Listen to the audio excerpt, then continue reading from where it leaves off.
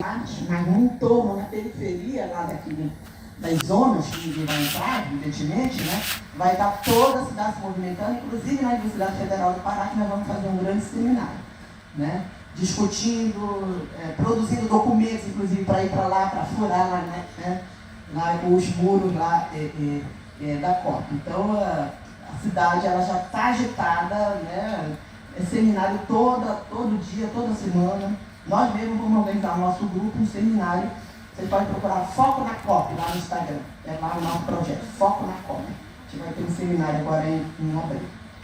Além de coordenar a área, a gente tem que continuar fazendo tudo isso, né? Então, como surgiu a proposta, gente? Na coordenação desse projeto, né, desse grupo de pesquisa, né, de geografia do turismo. E na época a gente achava, primeiro, tem o Rio de Janeiro. Eu fui colega junto com o João Batista, que é meu colega de doutorado, né? Então, nosso querido e saudoso João Batista da UERJ. E o João Batista já tinha um projeto de roteiro geográfico. E que eu fazia todo o roteiro, né, do João Batista. E aí ele dizia, Gorete, vamos fazer também lá em Belém e tal, né? E aí depois, quando eu voltei, depois do doutorado, fui mais para a questão do turismo, eu voltei e fiz o roteiro. O João foi o nosso consultor, ele foi lá participar do projeto, né? Então o projeto vai ser inspirado nesse projeto aqui do João Batista, né, do roteiro geográfico, né? Vai ser também demandado, porque a gente olhava Belém com aquela potencialidade imensa, não tinha nenhum projeto, né, para fazer circular na cidade, entender o que era a cidade, né? Era um momento que Belém, do ponto de vista do turismo, era só um ponto de passagem, todo mundo ia parar para ir para todos os lugares, ou para ir no Marajó ou para Alter do Chão, né? E aí é uma mudança também nessas políticas de turismo nos últimos 20 anos. Então a gente achou necessário fazer, né, esse projeto, um projeto que possibilitasse esse diálogo entre a academia, a gestão pública, né, e ampliar esse debate com a sociedade, né? Então ele vai ter essa intenção, né, de promover a extensão das atividades acadêmicas do curso de Geografia. Na época nós já tínhamos o mestrado, nosso mestrado fez agora 20 anos, né? Na verdade 21 anos, nós somos de 2004, né? E a ideia era também, né, se articular com a questão, né, da pesquisa. Mas era a ideia de que nós tínhamos que a leitura do turismo tinha que ser também de reconhecer esses espaços, valores patrimoniais, sejam eles culturais, naturais, né? E aí a gente fez um percurso metodológico, né, que era escolher um percurso, né, um itinerário, fazer um levantamento bibliográfico, iconográfico, documental, fazer um trabalho de campo para reconhecer o trajeto, quem seriam as associações presentes, quem seria a sociedade, os trabalhadores. Por exemplo, no Vero Peso, as ribeiras que vieram, nós paramos lá e uma ribeira fala no projeto.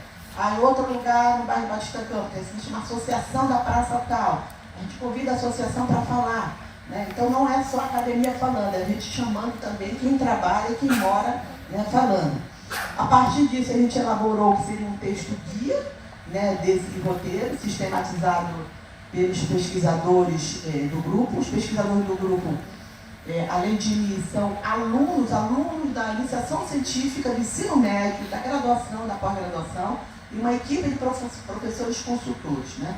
Aí a gente fez reuniões de avaliação mensal para aperfeiçoar esse projeto, articulamos com os órgãos governamentais, né, para pensar a questão de apoio financeiro, divulgação do roteiro, Secretaria de Turismo, a Secretaria de Cultura do Estado, do município, associações, né?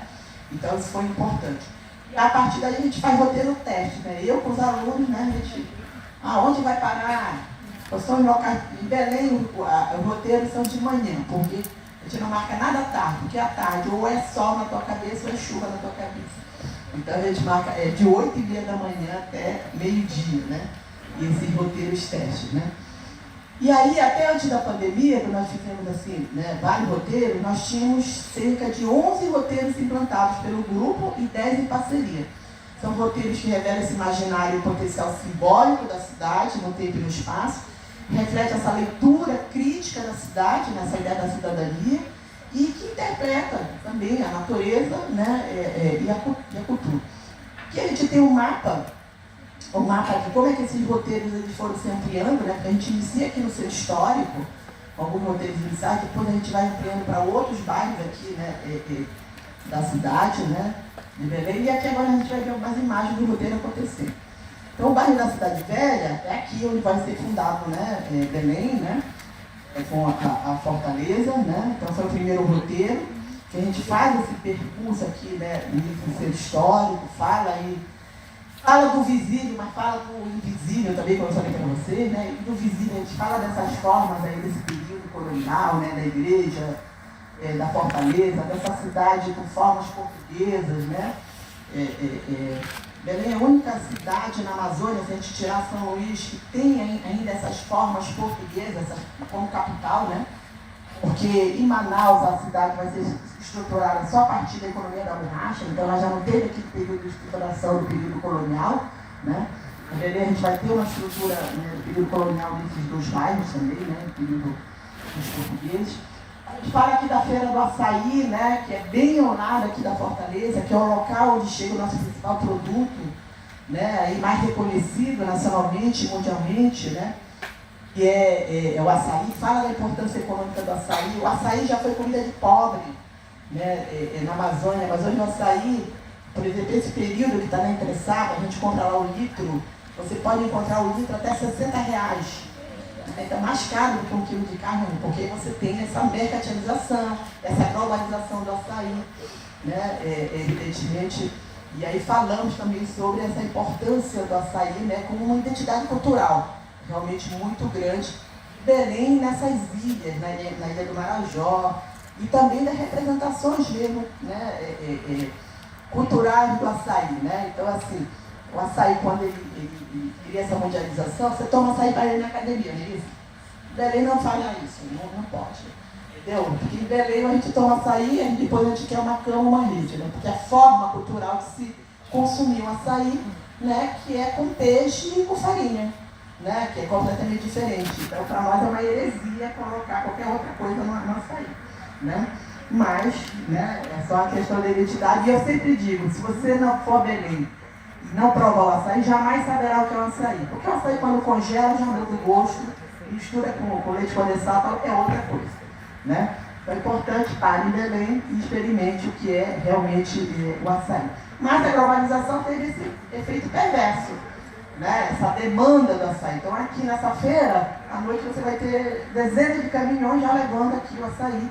Então exige projetos aí, né, de recomposição, de replantio aí do açaí também na região, né? Porque ele é algo realmente de muita identidade, né? Aqui foi um trabalho de campo até que nós fizemos, aqui, você está vendo essa aqui, essa aqui é a professora Ana Fani. Ela foi lá dar uma palestra para a gente fez um roteiro aqui para ela, e de manhã, foi uma excepcionalidade de manhã ter esses paneleiros aqui, porque o açaí chega à noite, né?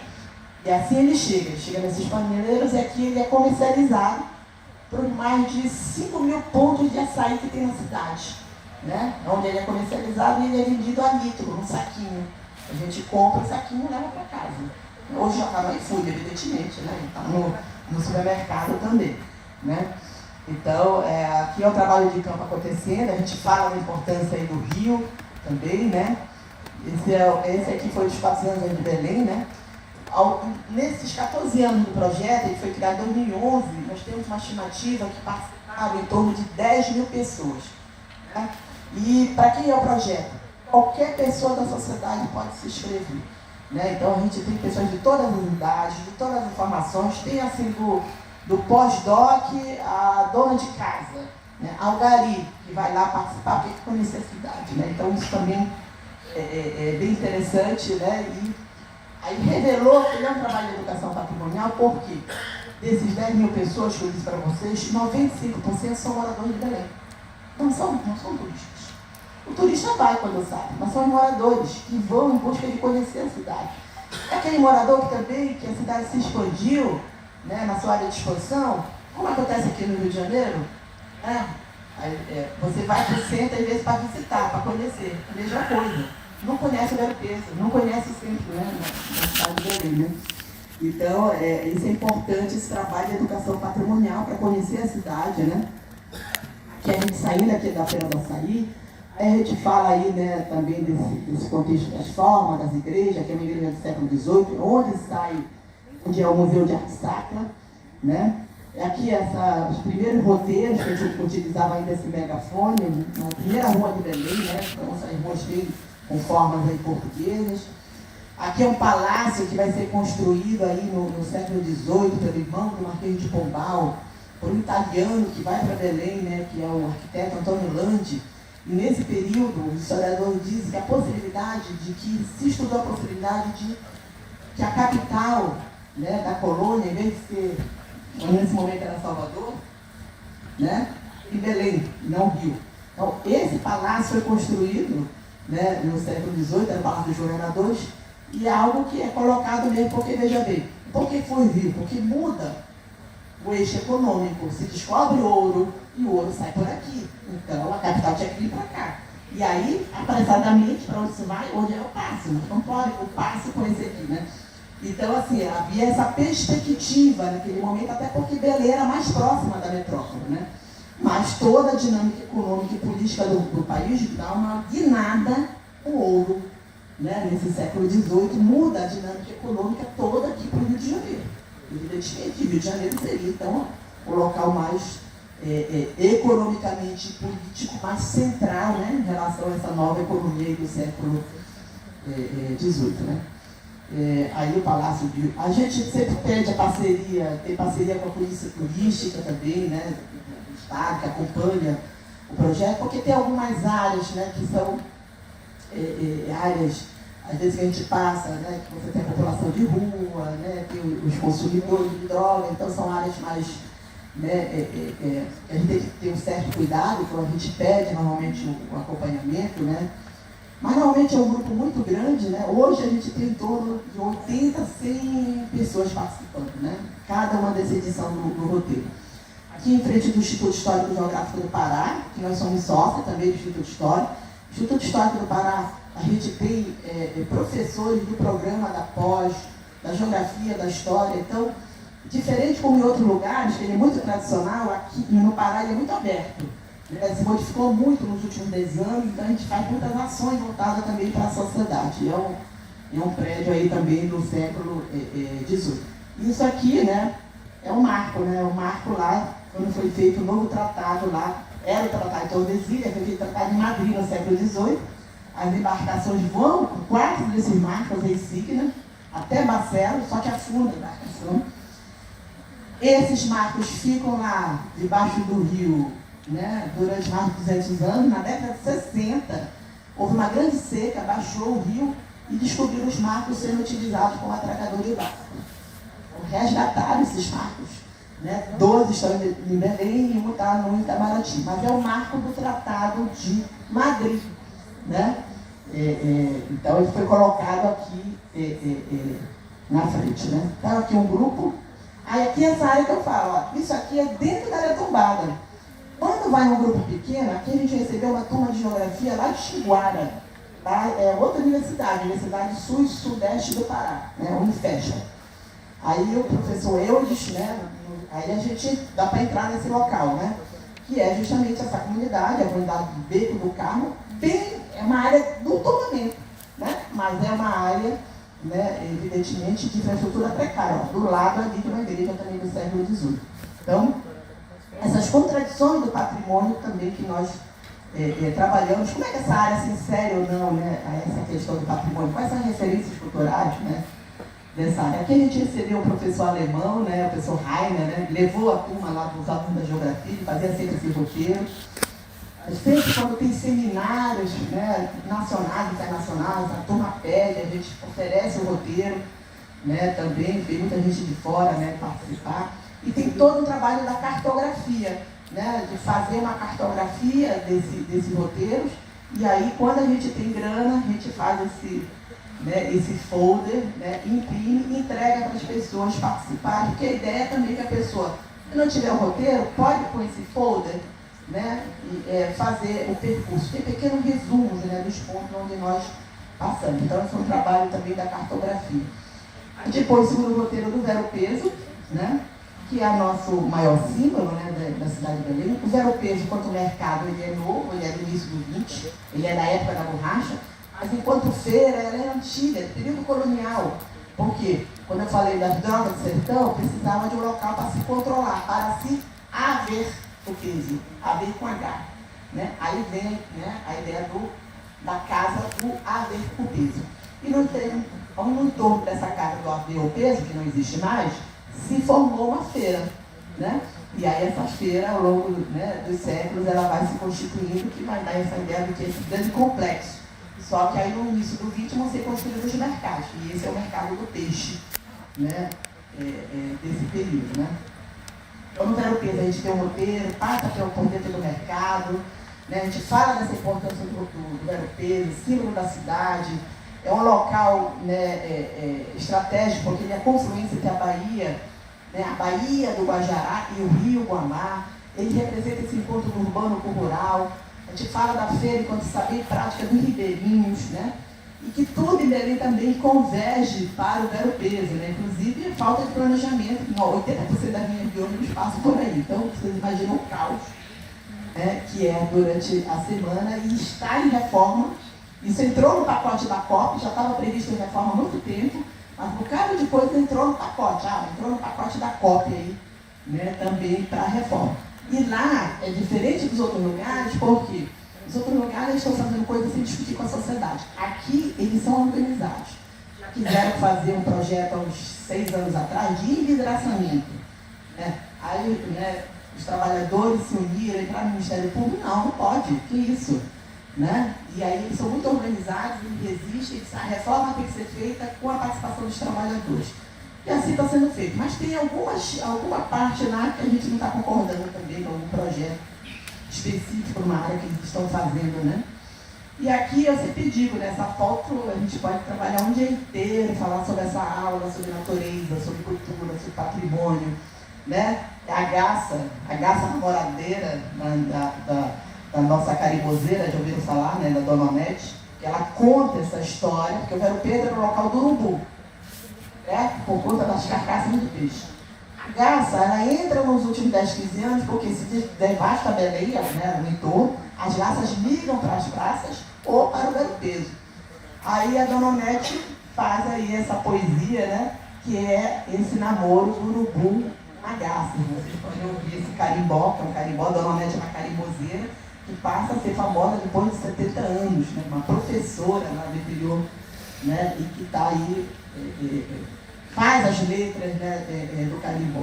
Então a garça, ela sim, né, ela passa a fazer parte também desse circuito aí da paisagem aí do Vero-Peso. Aqui sempre a gente para com a Associação dos Trabalhadores, aqui na época era o seu Didi, que ele era o presidente da associação.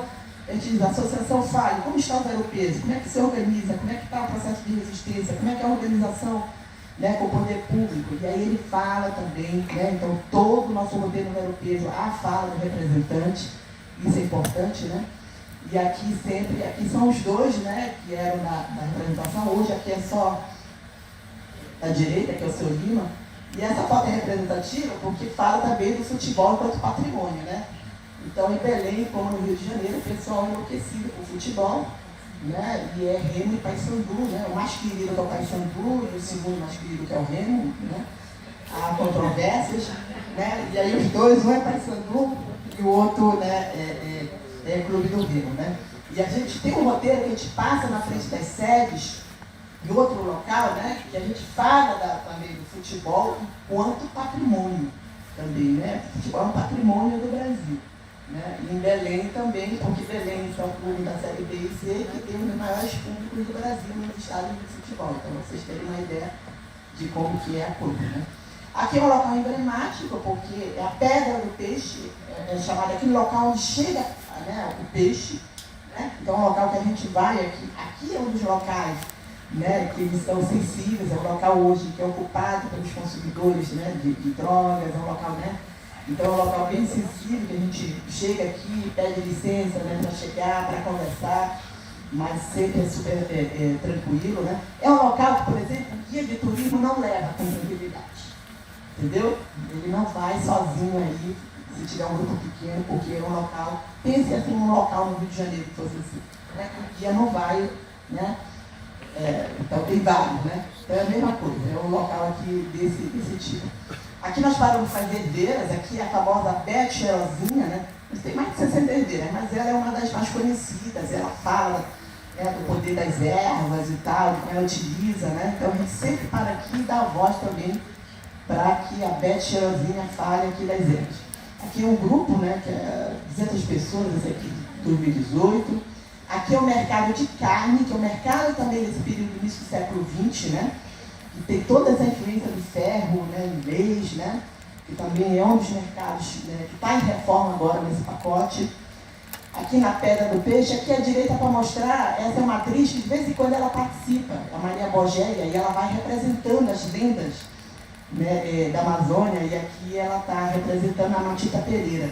Né? Então ela vai, faz a representação da Matita Pereira, fala um pouco sobre essas lendas, aí é patrimônio material, né, coisa das lendas, né?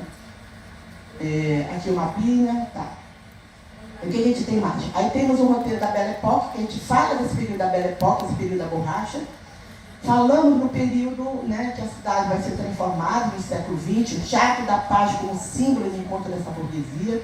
Embora a gente circule nessa parte central, nesse roteiro a gente fala que representou a Belle Époque para Belém, porque representou de uma forma esse embelezamento de uma parte do centro histórico, onde estavam esses grandes comerciantes, as casarões, e outra parte a população pobre vai ser expulsa para aquela área alagada.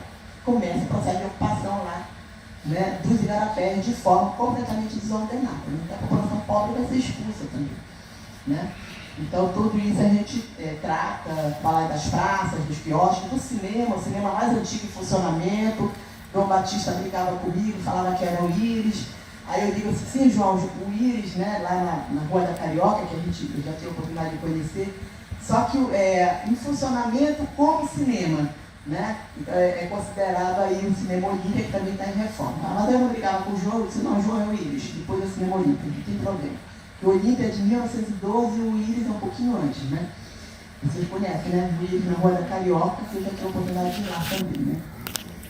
E aí a gente fala das mangueiras, inclusive falando desse patrimônio natural, que muitas vezes não é próprio da região. As mangueiras não são da Amazônia. Elas vêm, né, nessas expedições lá do século XVIII, que vêm da Ásia. Né? E vão ser plantadas nas fazendas e vão se dar muito bem na região. E quando vai se fazer essa reforma no início do século XX, o intendente na época, o Antônio Lemos, que era... fazer essa reforma com esse dinheiro da borracha, né? Ele diz assim, vou fazer a cidade muito quente, vamos fazer um processo de arborização na cidade. E que pudesse também alimentar, né, a população. Escolheu a mangueira, né? Porque ela né, cresceu, o processo de sombreamento, só que não era a melhor árvore para uma cidade, porque hoje, 100 anos depois, ela vai caindo, né? Porque ela precisava de espaço, né, para crescer. Mas Belém vai ser conhecida como a cidade das mangueiras. Se você for em Belém, a Chapada das Mangueiras está na parte central, né? Mas que representa uma mudança realmente. E a mangueira passa a ser patrimônio da cidade. Então, patrimônio pode ser algo que não seja do lugar também, mas que passa a ter identidade do lugar.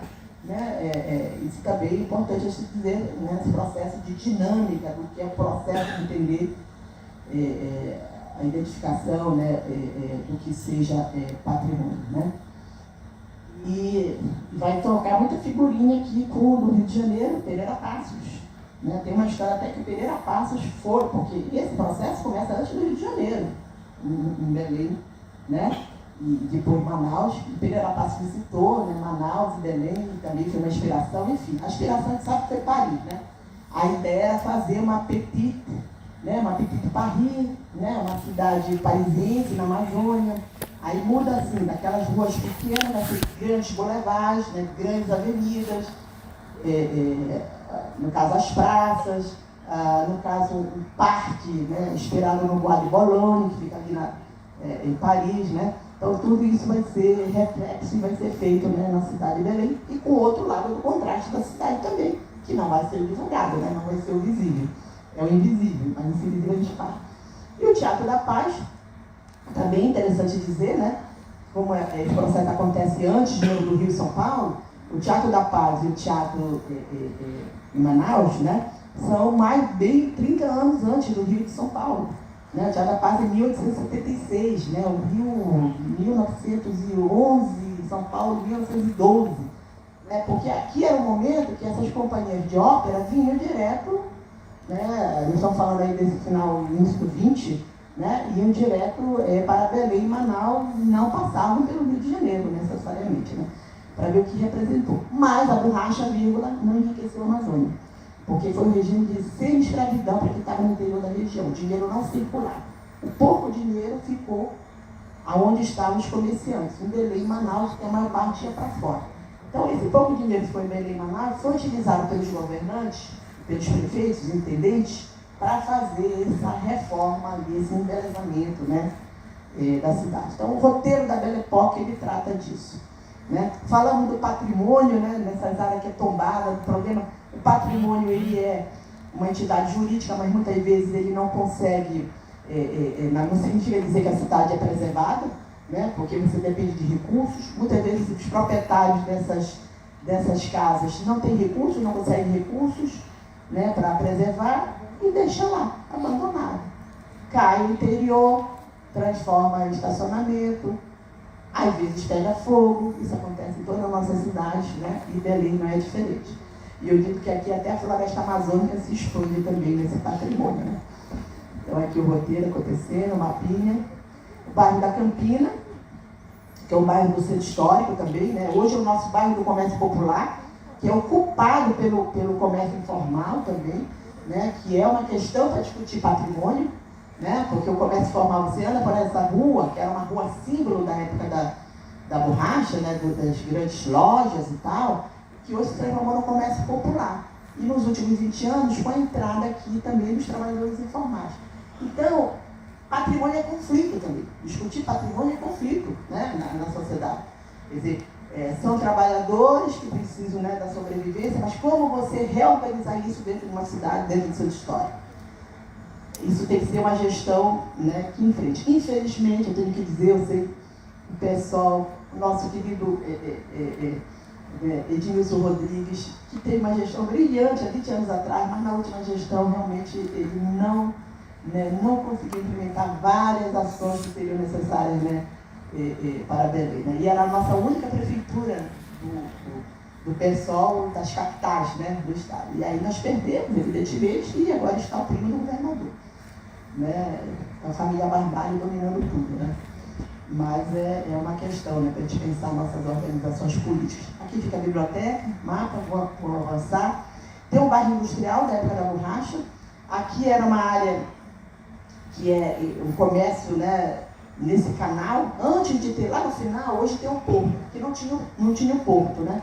Vou mostrar para vocês a foto depois. Então aqui é antes de ter o porto e aqui é hoje. Né? Aí vai ter o porto, a cidade cresce. Essa área é uma área do entorno do centro histórico, mas é uma área importante porque foi um bairro industrial da época da borracha. E é interessante que a gente fez um roteiro aí, não é uma área turística, é uma área de passagem, mas riquíssima para a gente entender essa coisa da cidade. Né, também, tanto que esse roteiro é um roteiro que dá menos procura, né, das pessoas, dá umas 50 pessoas que vão mais ou menos. Então aqui o roteiro acontecendo. Aqui o que eu falei que pode acontecer nos nossos patrimônios aqui, era um estacionamento em frente à Unimed. Né? Então era um casarão, não teve condições de segurar, de preservar. Caiu o miolo, transformou no estacionamento da Unimed. Né? Não pode destruir a fachada. Né? Qual é a tendência aí? Né? Mas é uma área do entorno, não dá para construir também grandes prédios. Né? Hoje está uma pressão imobiliária imensa, para essa coisa da COP. Então está uma loucura em relação a isso. Né? Então prédios também representativos de antigas fábricas. Aí depois a gente passou por essa caixinha aqui, ó. Estou levando a caixinha. Né? E hoje a gente está numa bike tour. A gente contrata uma bike tour para acompanhar o roteiro. Né? Aí fizemos roteiros em outros bairros, bairro de Nazaré. Né, que a gente faz esse roteiro desse mercado, né, descendo por essa grande rua, a gente fala da verticalização, fala dos grandes projetos, né, de requalificação, né, do casario, fala do Círio, né, o Círio é patrimônio material da humanidade, né, nossa festa religiosa aí. que acontece segundo domingo de outubro, 2 milhões de pessoas. Outro momento bom para vocês conhecerem Belém é ir ao Círio. E Círio é muito mais que uma festa religiosa católica. É uma festa multicultural, onde, né, profano e sagrado estão totalmente interligados em tudo que acontece no Círio. Então, vamos conhecer o Círio. Falando do cinema de rua, que resistiram, né, alguns resistiram. Esse aqui é o cinema, mas com programação de filme pornô. Reflete bem essa contradição, ele fica bem em frente à Basílica. Todo mundo passando a procissão e o cine ópera, né, aí fazendo essa programação. Falamos aqui do patrimônio, aqui é a sede do Clube do Remo, né, aqui é a sede do Paysandu, o roteiro. Fizemos um roteiro só sobre esse arquiteto, que vai a Belém no século XVIII, naquela expedição demarcadora, e vai deixar, né, representações lá, o Antônio Landi, né, das igrejas que ele construiu.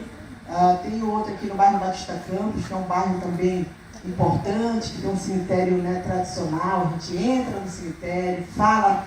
Você pode fazer a história da cidade, da geografia da cidade entrando no cemitério. Eu já fiz um roteiro lá em Curitiba, que tem uma arquiteta que faz isso.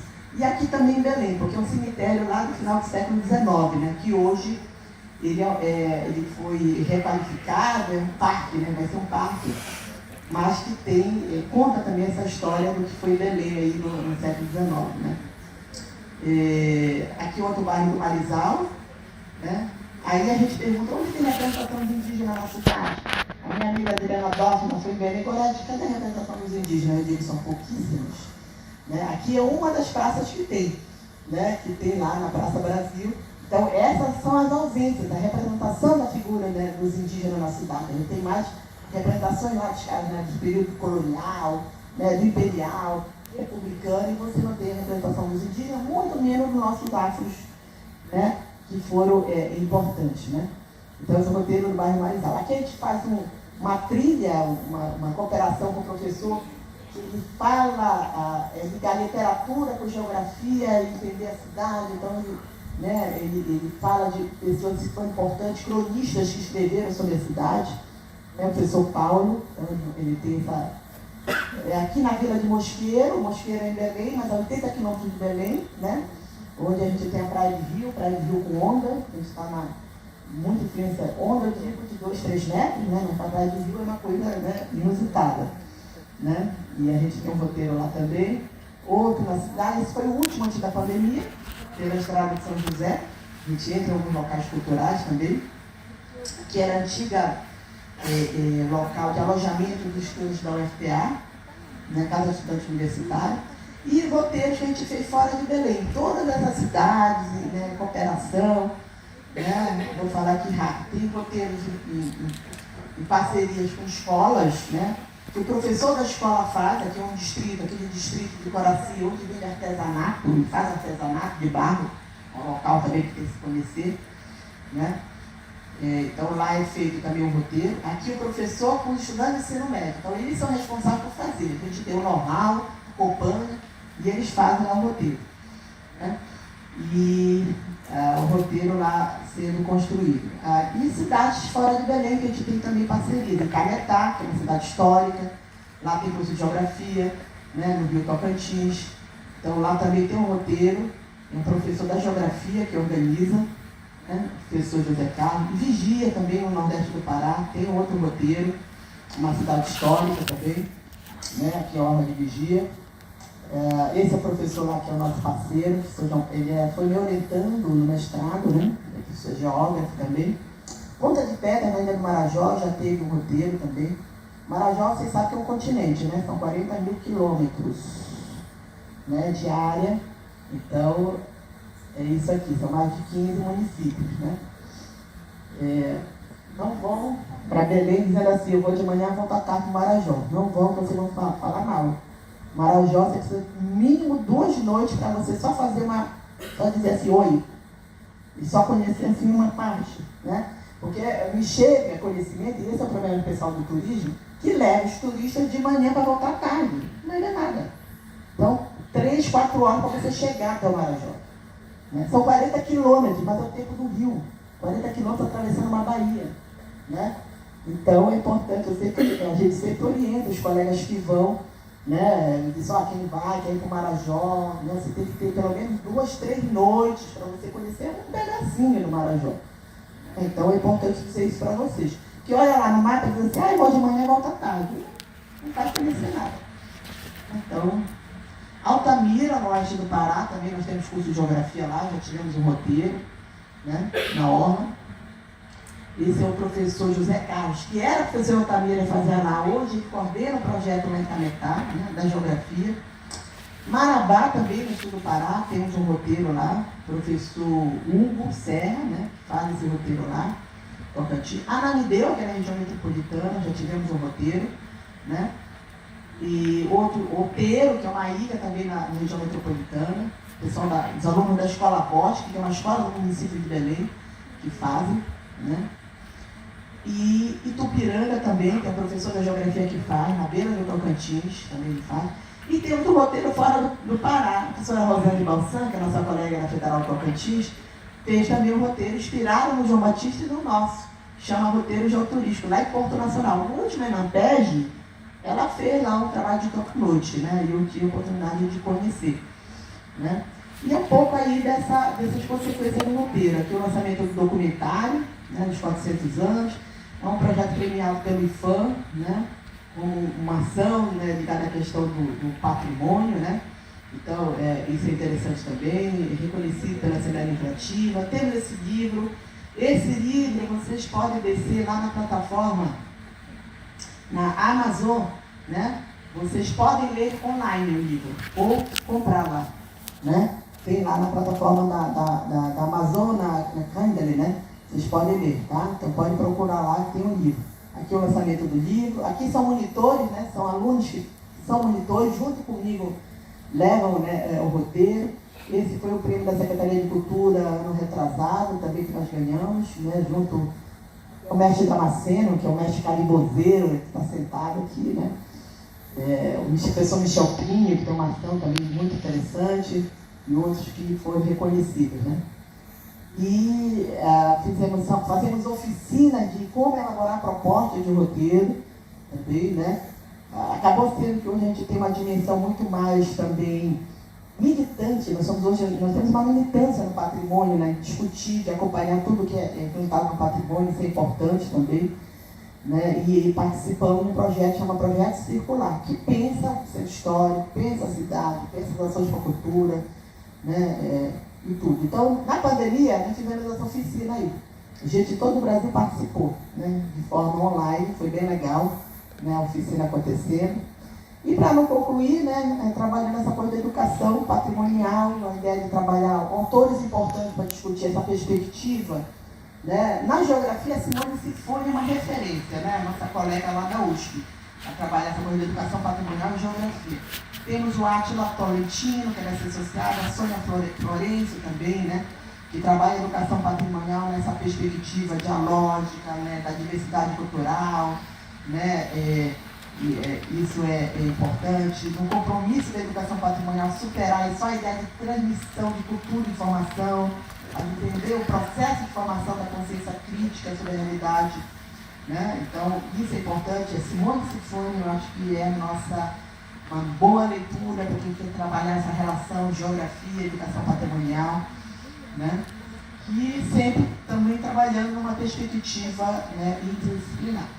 Então é isso, pretendo ser mais rápida, né? Muita coisa a falar, mas agradecendo a possibilidade de falar um pouco aí do nosso projeto e dizendo assim, tudo que a gente faz aqui, gente, está relacionado com a pesquisa.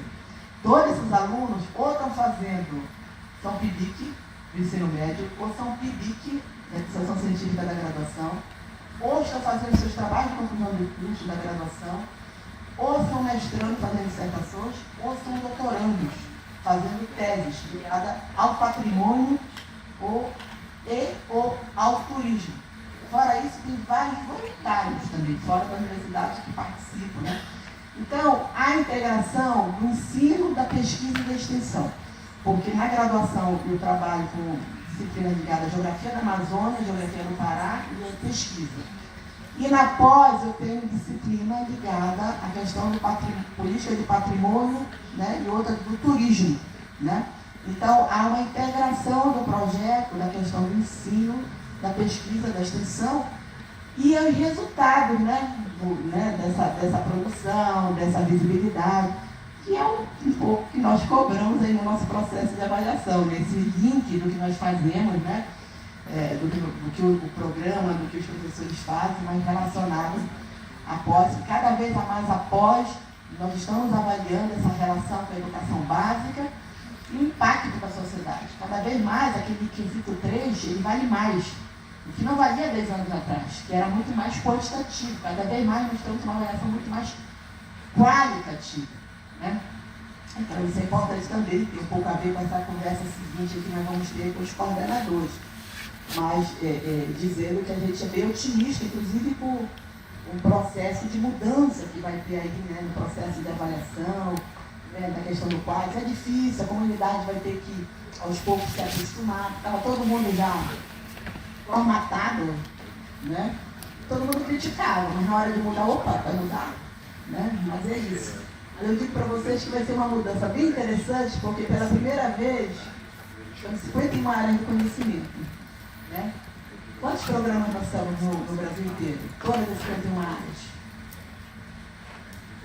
5 mil programas, É muito programa, E somos muito diferentes. Então, pela primeira vez, a DAB, da CAP, a Diretoria de Inovação, diz assim: coordenadores, tem 3 possibilidades para a avaliação da produção.